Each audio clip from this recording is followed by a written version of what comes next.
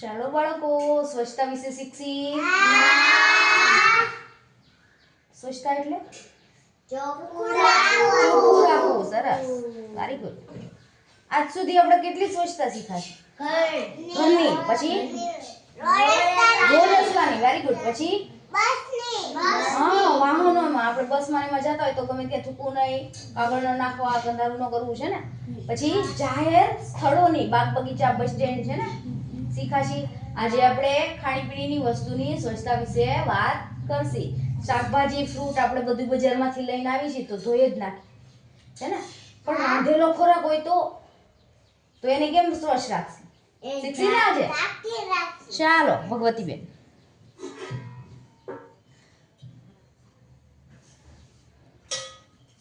પહેલા તો થાળી તપેલી ઉપરથી લીધી છે, આ રીતે મુકાય નહીં.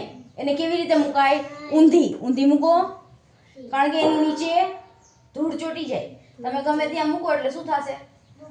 ધૂળ ચોટી જશે. પાછી તમે લઈને એની ઉપર મૂકશો તો એ ધૂળ બધી ક્યાં જશે? ખોરાકમાં જશે ને, અને એ ખોરાક આપણે ખાશું. સમજાણું?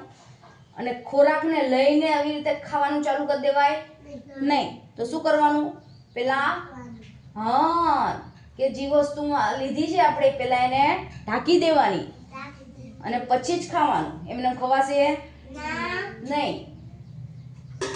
અત્યારે માખી ઉડે છે, બેસે તો એની ઉપર એ માખી ક્યાંથી આવી છે? બધી કાદવ કીચડમાંથી, કોઈ પ્રાણી મરી ગયું હોય ત્યાં બેઠી હોય છે ને, એઠવાડામાં બેઠી હોય, કચરામાં બેઠી હોય, ત્યાંથી ઉડીને આપણા ખોરાકમાં બેસે ને, અને એ આપણે ખાસી તો શું થશે? બીમાર પડશે છે ને. તો ખોરાક લઈને સીધો પેલા ઢાંકી દેવાનો, કોઈ જીવજંતુ માખી પડે તો. સમજાણું? અને પછી જ ખાવાનું. અને જે વસ્તુ ઢાંકી હોય એને કેવી રીતે મૂકવાની? ઊંધી, સીધી મુકાય નહીં, કારણ કે નીચે ધૂળ હોય એમાં ચોટી જાય. પાછી એ જ રીતે થાળી અહીં ઉપર મૂકી તો શું થશે? એ બધું એમાં જશે ને. સમજાણું? ચાલો સરસ. આરું તમે શું કહો છો? કેવી રીતે પાણી પીશો?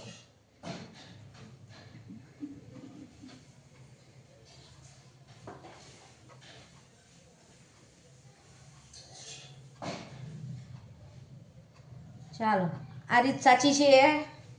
નહીં. એને શું કર્યું? ઢાંકણ લઈને સાઈડમાં મૂકી દીધું, ઢાંક્યું નહીં. અને પાણીનો ગ્લાસ આખો અંદર બોયરો છે ને, એવી રીતે લેવાય નહીં. આપણા હાથ ગંધારા હોય, મોઢે માંડીને પીધું હોય તો શું કરાય? અંદર જવાય? અંદર નખાય હાથ નહીં. તો આપણે આમાં નળ છે, નળ ન હોય તો ડોયો રાખવાનો છે ને. તો આ રીતે નળેથી લેવાનું, બેસીને નળેથી, અને પછી પીવાનું. અને પહેલાં તો પાણીને ઢાંકીને રાખવાનું. આવી રીતે ખુલ્લું મુકાશે નહીં. શું પડશે અંદર?